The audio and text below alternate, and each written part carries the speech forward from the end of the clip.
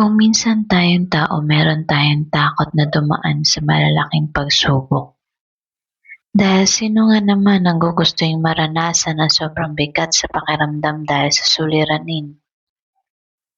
Sino ang gugustuhing mabalisa dahil sa dami ng gustong ayusin, bigyang solusyon pero alam mo sa sarili mong limitado ka at merong hindi ka kaya? Pero bakit kaya sinabi ng Diyos ay ganito, "Mga kapatid, mag-alala kayo kapag kayo dumaranas ng iba't ibang uri ng pagsubok."